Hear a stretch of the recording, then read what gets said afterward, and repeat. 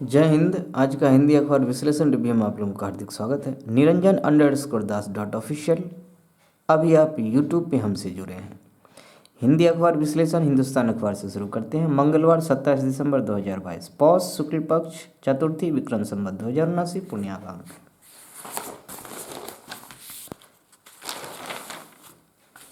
धार्मिक यात्रा पर आए 11 विदेशी कोरोना संक्रमित। धार्मिक यात्रा पर आए थे, संक्रमण का चर्चा है यहाँ।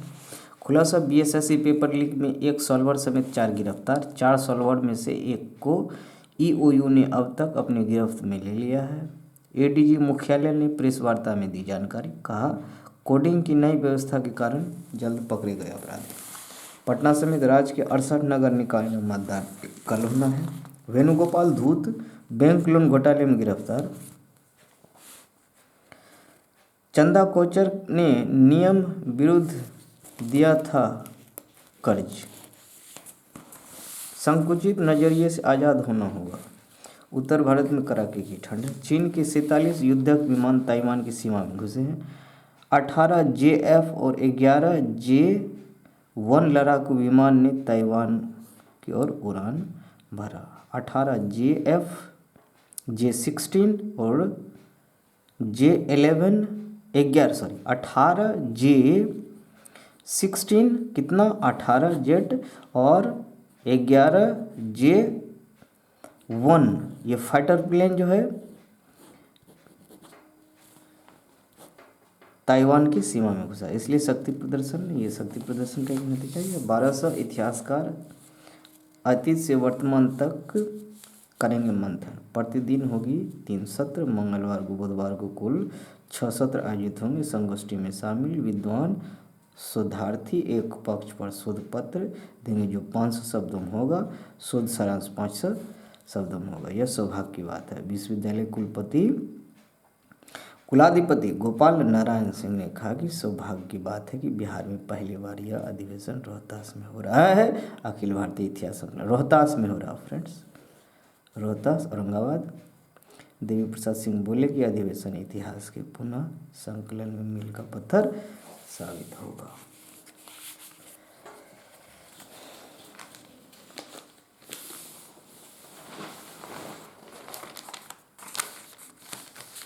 चलिए आगे देखते हैं। राज्यभर के सभी तालाब, जलाशय, नदियों, मन चौड़, नदी, जलाशय, तालाब, इन सब में क्या फ़र्क होता है हम लोग बिल्कुल जो है बारीकी से इनका जो है क्या होता है परिभाषा के साथ, उदाहरण के साथ हम लोग समझेंगे। मन का परिभाषा क्या होता है? चौड़ क्षेत्र होता है, ये मन क्षेत्र होता है। ये समुद्र का जो नदी जाती है तो उससे जो इलाका बनता है तो उस इलाके में किस तरह किसको मन बोलेंगे, किसको चौड़ बोलेंगे, किसको जलाशय, किस तालाब, ये सब चीज़ें देखेंगे। तो इसमें कि डिजिटाइजेशन की बात हो रही है। राज्य के सभी इन चीज़ों की डाटाबेस होगा तैयार। 5 करोड़ 20 लाख की स्वीकृति दी है। पशु एवं मत्स्य विभाग संसाधन ने 527 कर्मियों की सेवा संविदा पर ली जाएगी। इसमें 78 नए निकायों के नाले का पानी साफ कराने के लगेंगे सीवरेज ट्रीटमेंट प्लांट। 67,000 नई नियुक्तियों के बाद और सशक्त होगी पुलिस। बिल्कुल। डायल 112 के लिए 800 गाड़ियों की खरीद होगी। 19,288 कर्मियों की नियुक्ति डायल 112 को सुदृढ़ करने के लिए होगी। 7808 कर्मियों की पुलिस भर्ती और गैर पुलिस संवर्ग में की जाएगी।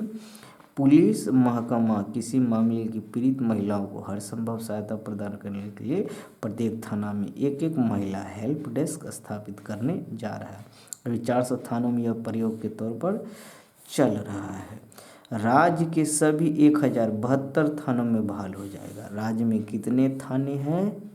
1072, याद कर लीजिए।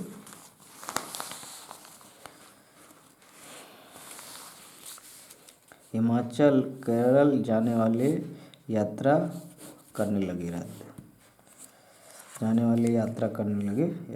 जिलों में होने वाली मॉक ड्रिल की निगरानी करेंगे डीएम। कोरोना से जुड़ा हुआ खबर है।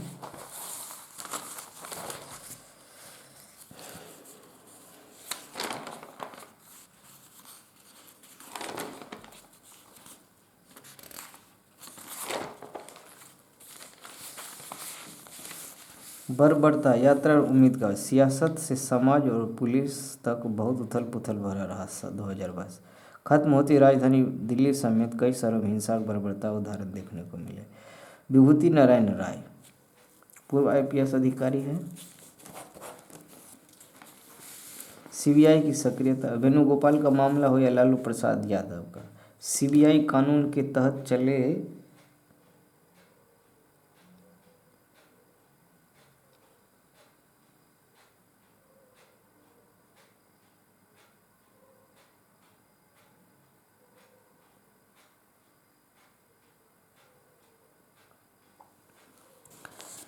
राजनीति या राजनेताओं के आभामंडल से प्रभावित ना हो। देवबा के हट ने कराई प्रचंड और वाम की सत्ता में वापसी।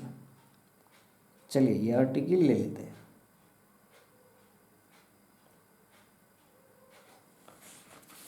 महत्वपूर्ण यह नहीं कि पुष्प कमल दहाल तीसरी बार नेपाल के प्रधानमंत्री पद की शपथ ले चुके। अहम यह है कि डील कैसे हुई। हम हस्तक्षेप का नाम है बालकोट डील। इस समझौते का नाम है बालकोट डील। बालकोट वह जगह है जहां नेकपा एमाले के सर्वोच्च नेता KP ओली शर्मा रहते हैं। रविवार को जब देवबा दाहाल के बीच वार्ता विफल हुई, प्रचंड बालू अटार से सीधा बालकोट पहुंच गए। मान गए ओली का प्रस्ताव। 5 साल की सत्ता में शुरुआती 2.5 साल प्रचंड प्रधानमंत्री रहेंगे और आखिरी 2.5 साल ओली। सबसे महत्वपूर्ण मार्च 2023 में होने वाले राष्ट्रपति चुनाव है।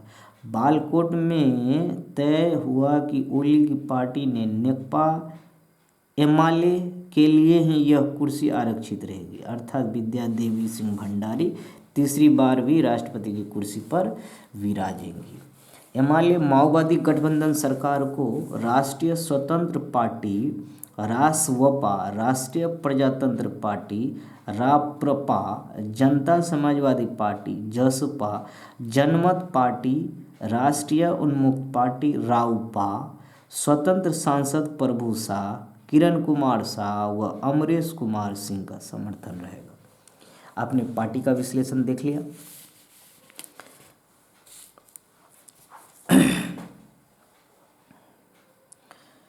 21 जून 2022 को पूर्व पत्रकार रवि लामिछानेन राष्ट्रीय स्वतंत्र पार्टी रासपा की जब बुनियादी रखी थी, विश्लेषकों का आकलन था कि यह चेहरा बदलाव लेकर आएगा। देश तो नहीं बदल पाएंगे।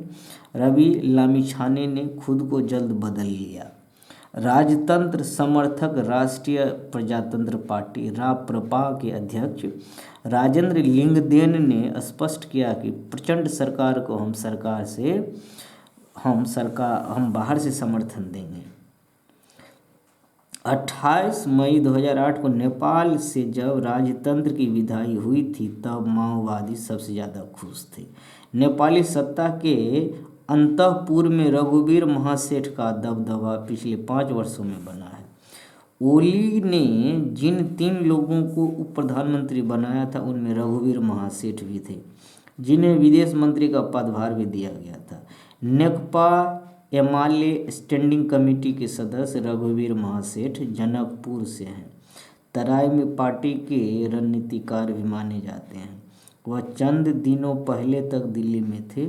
दूसरी ओर चुनाव परिणाम वाले दिन ही नेकपा माओवादी केंद्र के महासचिव वर्षमान पुनः बीजिंग चले गए थे। अब इसे क्या संयोग कहे कि कुछ घंटों के आगे पीछे वर्षमान बीजिंग से और रघुवीर महासेठ दिल्ली से काठमांडू आ गए।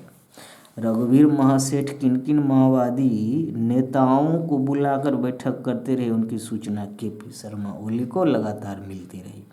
ओली की जनता ओली भी जानते थे कि प्रचंड को प्रधानमंत्री बनाने का ब्रह्मास्त्र नेपाली कांग्रेस का खेल बिगाड़ सकता है, मगर नेकपा एमाले के वरिष्ठ उपाध्यक्ष ईश्वर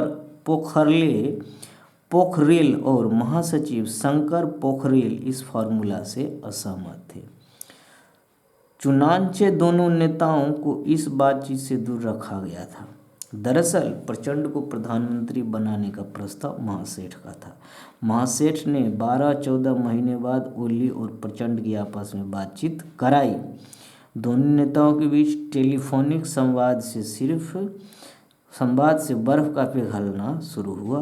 माओवादियों को अपने आईने में उतारने के वास्ते ओली ने एमआलए के उपाध्यक्ष द्वय विष्णु पौडेल और सुभाष नेमवांग तथा उप महासचिव पृथ्वी सुब्बा गुरुंग को लगातार छल-फल बातचीत में लगा रखा था। काठमांडू में एक खबर नुमाइयाँ हुई कि शुक्रवार सुबह चीनी दूतावास के चार्ज द अफेयर्स वांग सिन की प्रचंड ओली और जनता समाजवादी पार्टी के नेता उपेंद्र यादव से मुलाकात हुई थी। इस खबर के मीडिया में आने के अगले ही दिन रविवार को चीनी दूतावास ने इसका खंडन किया। बड़ा सवाल यह है कि दहल और देवबा की बातचीत रविवार 12 बजे टूटी कैसे? देवबा दोबारा पीएम बनने के वास्ते अड़े थे। 76 साल के देवबा का तर्क था कि 89 सीटों के साथ सबसे बड़ी पार्टी के नेता है, प्रधानमंत्री हमें ही बनना है। प्रचंड की कमजोर नब्ज ओली पकड़ चुके थे कि वे प्रधानमंत्री का पद ही देवबा दहल की दोस्ती को तोड़ सकता है। उधर देवबा ने अपने ही दल में चुनौती दे रहे थे गगन थापा। नेपाल में कम्युनिस्टों की वापसी के लिए कैसे जिम्मेदार मानेंगे? सिर्फ और सिर्फ देवबा। ये लेखक के अपने विचार हैं। पुष्परंजन वरिष्ठ पत्रकार, देख लिया आपने वहाँ की नेपाल की गणित।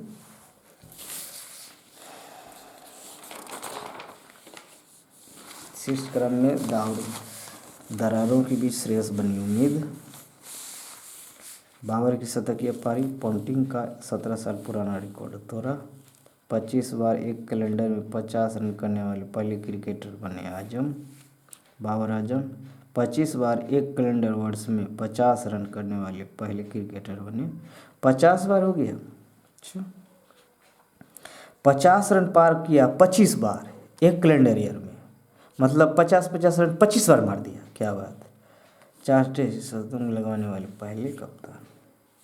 वाह बाबर आजम, कोई बात नहीं, बहुत अच्छा। टेस्ट क्रिकेट पर ध्यान नहीं दे रहा आईसीसी स्टॉक्स। नाराजगी, कहा परिणाम से ज़्यादा मनोरंजन की जरूरत। ग्रीन का दक्षिण अफ्रीका को रेड सिग्नल। बिजनेस में आते हैं, पहली बार बीमा लेन देन बाद एक टैक्स छूट। LIC हाउसिंग फाइनेंस का कर्ज महंगा, 2023 में दुनिया को करना पड़ सकता है आर्थिक मंदी का सामना। चीन 2036 में सबसे बड़ी अर्थव्यवस्था बनेगा। CEBR ने रिपोर्ट में यह भी कहा है कि चीन वर्ष 2036 अमेरिका को पीछे छोड़ दुनिया की सबसे बड़ी अर्थव्यवस्था बन सकता है। कंपनी ने पहले 2028 में चीन के दुनिया की शीर्ष अर्थव्यवस्था बनने की बात कही थी, लेकिन बाद में इसे बदलकर 2030 और अब 2036 कर दिया है। ऐसा नहीं कि कभी नहीं बन पाएगा, ये मत बोलना भाई। कोरोना प्रबंधन को लेकर तैयारियां परखी जाएंगी। महाराष्ट्र 1 इंच जमीन के लिए भी लड़ेगा। देखिए यहाँ ये वाला केस थोड़ा सा इम्पोर्टेंट है, हम लोग देखते हैं। कर्नाटक के साथ बढ़ते सीमा विवाद के बीच महाराष्ट्र के उप मुख्यमंत्री देवेंद्र फडणवीस ने सोमवार को कहा कि राज्य सरकार 1 इंच जमीन के लिए भी लड़ेगी। फडणवीस ने महाराष्ट्र विधानसभा में कहा कि राज्य सरकार कर्नाटक में मराठी भाषा के प्रति न्याय सुनिश्चित करने के लिए जो कुछ भी कर सकती है वह करेगी। महाराष्ट्र कर्नाटक सीमा विवाद की गूंज सोमवार को यहाँ विधानसभा, दोनों स्टेट में बीजेपी की सरकार है। विपक्षी दल ने इस मुद्दे पर एक प्रस्ताव पेश की मांग की। उल्लेखनीय है कि कर्नाटक विधानसभा ने गुरुवार को सीमा विवाद को लेकर सर्वसम्मति से एक प्रस्ताव पारित करने के लिए राज्य के हितों की रक्षा करने और पड़ोसी राज्य को 1 इंच जमीनें देने का संकल्प लिया। कर्नाटक मुख्यमंत्री बसवराज बोम्मई द्वारा ये इट्स ऑल अबाउट नथिंग, ये इट्स अबाउट वोट की पॉलिटिक्स। अरे जो मराठी बोलते हैं उसको महाराष्ट्र में जोड़ दो ना यार, और जो कन्नड़ बोलते हैं उसे कर्नाटक का हिस्सा बना दिया जाए। जो पुरानी अधिसूचना उसी पे बेस्ड होनी चाहिए, भाषा के आधार पे। जब आज़ादी के बाद जब भाषा के आधार पे राज्यों को 1954 अधिसूचना में जब आया था फ्रेंड्स, 70, हाँ 1954 का अधिसूचना था, तो उसमें इस तरह से जब सुनिश्चित है कि भाषा के आधार पर जब राज्य का निर्माण हुआ है, तो भाषा के आधार पर उस क्षेत्र को जोड़ के नया सीमांकन कर दिया जाए। इतना आसान भी नहीं है। अब जो जिस तरह से आबादी और आबादी का दबाव आया है, हम लोगों ने देखा था 7 सिस्टर्स स्टेट्स में, मेघालय और असम के बीच जो डिस्प्यूट हुआ था कुछ सेशन में देखा था फ्रेंड्स। उतना आसान है ऐसे डिस्प्यूट्स को सॉल्व करना। वोट प्रॉब्लम ये नहीं, प्रॉब्लम है कि आप सॉल्यूशन को दिमाग में रख के आप डिस्कस करोगे तो सॉल्यूशन दिखेगा ना। जहाँ पॉलिटिक्स और वोट बैंक दिखेगा वहाँ सॉल्यूशन कभी नहीं है, कभी नहीं है सर। से चलिए, लेकिन ग्राउंड लेवल पे यही देखा जा रहा है। बैक्टीरियल थेरेपी से फेफड़ों के कैंसर का इलाज मुमकिन है, कोलंबिया यूनिवर्सिटी के शोधकर्ताओं ने बताया। ज़्यादा काम। आईफा अवार्ड के नामांकन में आलिया की फिल्में सबसे आगे। आईफा अवार्ड के नामांकन में आलिया की फिल्में सबसे आगे। गंगूबाई काठियावाड़ी 8 श्रेणी में नामांकित हुई है।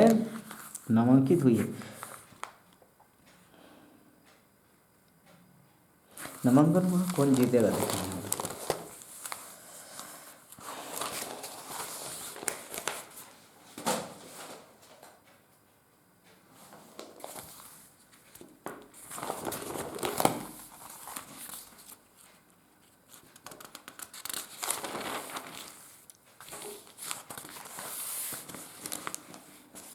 जेपी ने बाव जयप्रभा के नाम पर बसाएगा। 68 साल में इनमें 5 मैट्रिक पास, वो कभी कमान में गुजरात गए। क्या एडिटर्स एक्सक्लूसिव। आज़ादी का अमृत काल और जेपी के सपनों के गांवों का हाल। इन 10 गांवों की आबादी करीब 5000 है। सवाल यह है कि जेपी के सपने का क्या हुआ। गांव में घर है पर खिड़की नहीं, स्कूल है पर पढ़ने वाले ही नहीं, मजदूर है लेकिन रोजगार नहीं।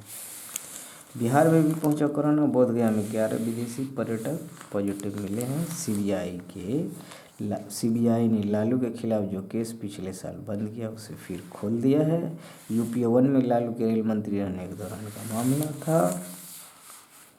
दूसरे चरण का रिजल्ट 30 को आएगा। कल है चुनाव।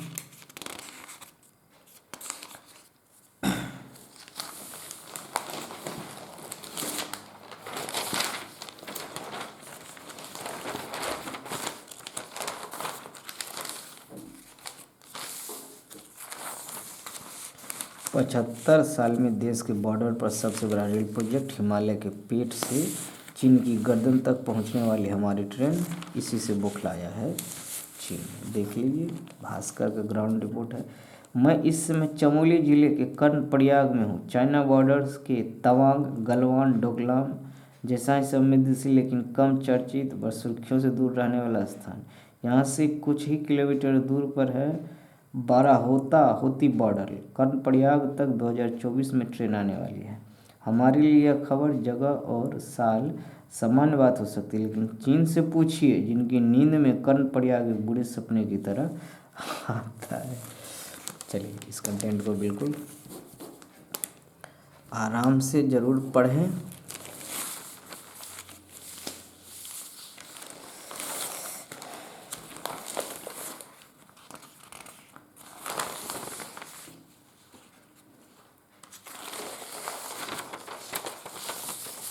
जजों की नियुक्ति के लिए निष्पक्ष प्रणाली जरूरी है। कॉलेजियम प्रणाली जारी रह सकती है, अलबत्ता एक सचिवालय को उम्मीदवारों का चयन और सिफारिशों का अधिकार दिया जाए। घुमा फिरा के बाद तो वही हो जाता है। वरुण गांधी। जजों की नियुक्तियों के लिए निष्पक्ष प्रणाली जरूरी है। राजनीतिक विचारधारा से मुक्त न्यायपालिका। आप देख सकते हैं यह आर्टिकल मोस्ट प्रीवियस आर्टिकल है फ्रेंड्स। इसके पे बिल्कुल ना करें, बिल्कुल इसे पॉज करें और आराम से पढ़ें।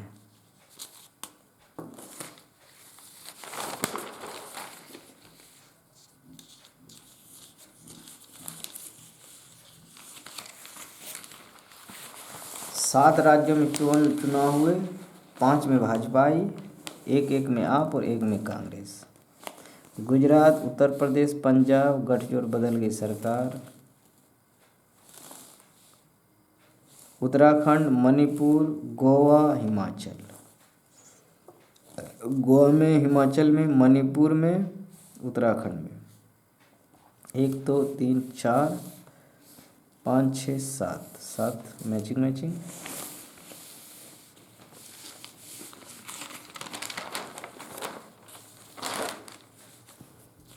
मुख्यमंत्री भी आपने देख लिया। स्पोर्ट्स में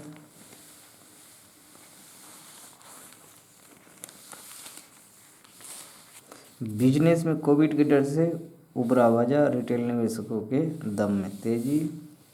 दिवाली होने के बाद भारतीय क्रिप्टो एक्सचेंज से कर 50% तक घटा। इसी घटे हैं।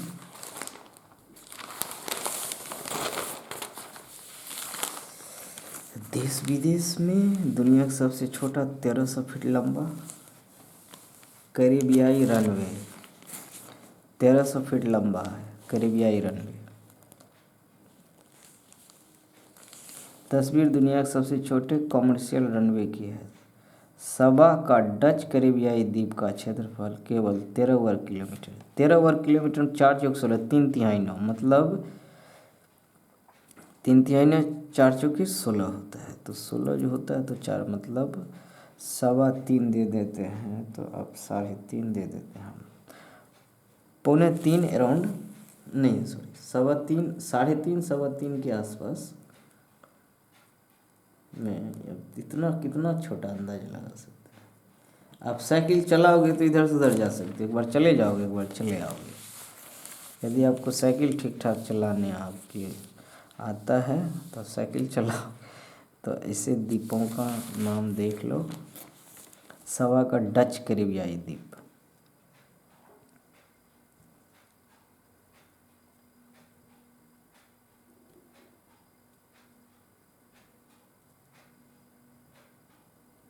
यहाँ केवल छोटी बीमारी उतरता है,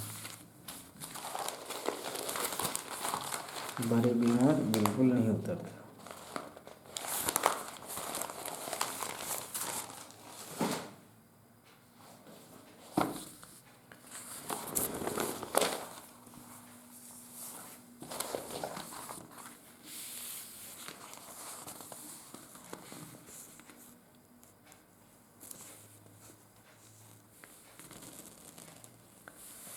कोरोना की नेजल वैक्सीन की गई है बात फ्रेंड्स। नगर निगम से 18 नगर निकायों का हो चुका है।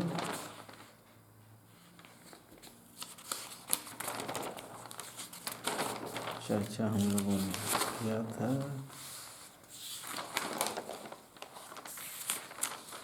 नेपाल में नई सरकार और संभावनाएं, हम लोगों ने इस पे आर्टिकल देख चुके हैं हम लोग फ्रेंड्स। और डिटेल आप लोग यहाँ पे देखिए। और डिटेल भी को डाटा चाहिए तो ये आर्टिकल अनिल त्रिगुनायत जी का आर्टिकल है। ज़रूर पॉज करें और डिटेल देख लीजिए। पार्टीज़ के बारे में डिटेल एक्सप्लेनेशन के साथ। कौन सी पार्टी कितने सीट के साथ बढ़त बनाई है, किस तरह के गठजोड़ हुए हैं, कहाँ कौन सा तिकड़म काम आया है। इन तिकड़म को आप बिल्कुल पड़ोसी देश है। आप भारत और नेपाल के बीच की जो संबंध है उस पर निबंध की आप छोटा नोट्स बनाना चाहते हैं तो ये सब चीज़ें काफ़ी काम देने वाली चीज़ें हैं।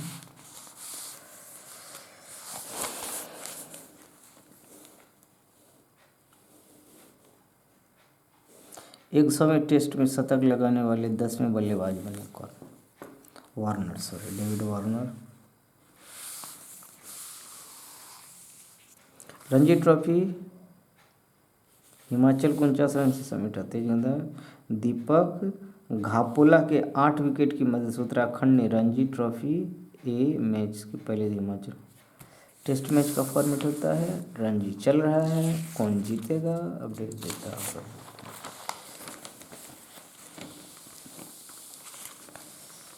भविष्य ने निकाय चुनाव कराए। हर शहरों में रिकॉर्ड इतना लाख आवास आप देख सकते हैं। विषैला रसायन से पता लगाएगा नया कैंसर। नववर्ष में स्टार्टअप कंपनियों में बेहतर विदेशी निवेश की उम्मीद है। सरकार का कुल कर्ज बढ़कर 147 लाख करोड़ रुपये पर। कोलकाता में बनारस के लिए चले क्रूज में आई खराबी, नाइट हॉल्ट। कोलकाता में चला था ये बांग्लादेश होते हुए। फ्रेंड्स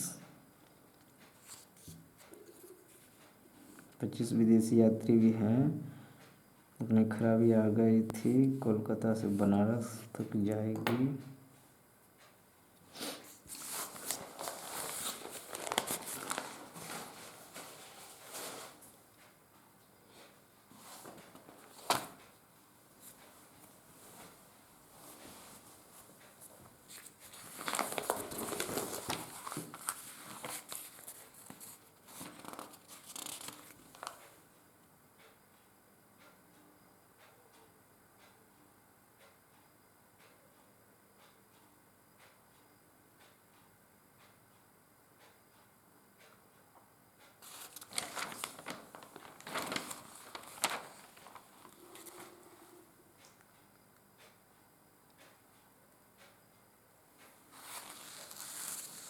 सॉरी फ्रेंड्स, कुछ एरर हो गया हो तो मैं माफ़ी चाहूँगा।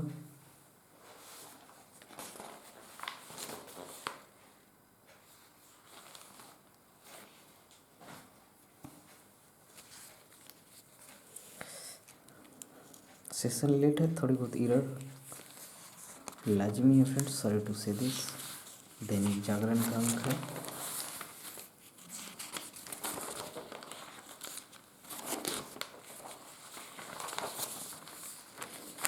सत्ताईस का अंक है फ्रेंड्स, 27 दिसंबर 2022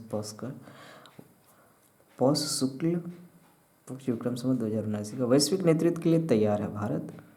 जीएन वाजपेयी, जब दुनिया तमाम चुनौतियों से जूझ रही है तब G20 के लिए एक पृथ्वी एक परिवार एक भविष्य वाला भारत का विचार और प्रासंगिक हो गया। वासुदेव कुटुंबकम, बिल्कुल देख सकते हैं मित्रों। बहुत ज़्यादा इस पर आर्टिकल कवर कर रखे हैं हम लोग, इसलिए डोंट वरी। श्रीलंका के विरुद्ध नहीं खेल पाएंगे रोहित राहुल। बिकने वाले ग्रीन बॉक्सिंग डे टेस्ट में छाए 17.5 रन निकले वाले जैक्स कैलिस। देख लीजिए किस तरह का परफॉर्मेंस है फ्रेंड्स।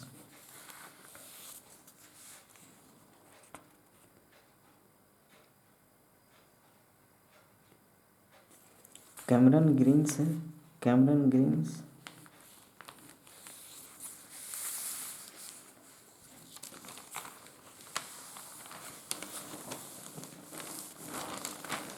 देश विदेश में राष्ट्रीय जागरण,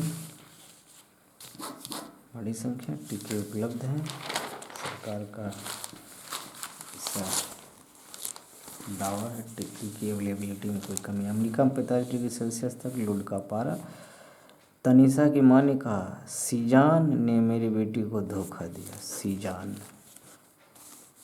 डेटा चोरी हो चुका 40 करोड़ यूजर्स का, ट्विटर का कहना।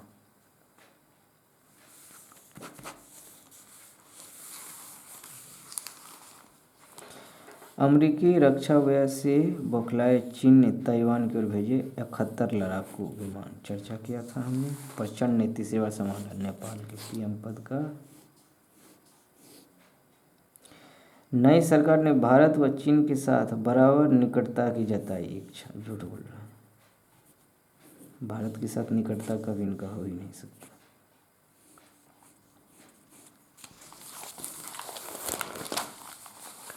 कोलकाता में कांग्रेस के अधिवेशन में पहली बार गूंजा राष्ट्रगान, जनगण मन।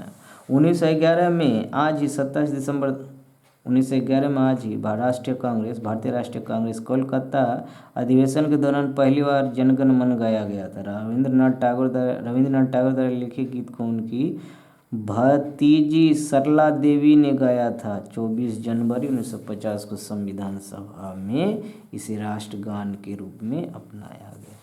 पहली बार बच्चे के जन्म के लिए किया गया एनेस्थीसिया का इस्तेमाल।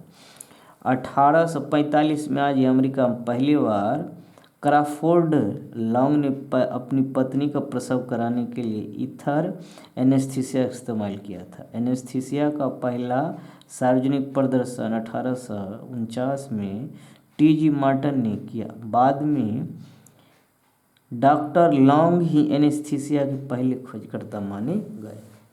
ऐसी लिखी गज़लें की शायरी की दूसरा नाम बन गया मिर्ज़ा गालिब। ये इश्क नहीं आसान, बस इतना समझ लीजिए, जैसे शेर लिखने वाले मिर्ज़ा गालिब। मिर्ज़ा असदुल्ला बेग खान का जन्म 1797 में आज ही आगरा में हुआ था। उर्दू, फारसी, तुर्की भाषाओं के जानकार गालिब 11 साल की उम्र में ही कविताएं लिखने लगे। बचपन में ही पिता की मृत्यु के बाद लंबे समय तक संघर्ष किया। इन्हीं संघर्षों को विषय बनाकर कालजयी रचनाएं कर डाली। गज़लों ने उन्हें खास प्रसिद्धि दिलाई। गालिब मुगल काल के आखिरी शासक बहादुर शाह जफर के दरबारी कवि भी थे। फ्रेंड्स, सेशन के अंत में स्वामी विवेकानंद जी कहते हैं, धन्य है वे वो लोग जिनके शरीर दूसरों की सेवा करने में नष्ट हो जाते हैं। वो लोग धन्य हैं जिनका शरीर दूसरों के सेवा करने में नष्ट हो जाते हैं। बहुत बहुत धन्यवाद मित्रों। बिल्कुल खुश रहिए, एनर्जाइज रहिए, अपने काम में लगे रहिए, अलर्ट रहिए। जय हिंद, जय भारत, सदा खुश रहिए।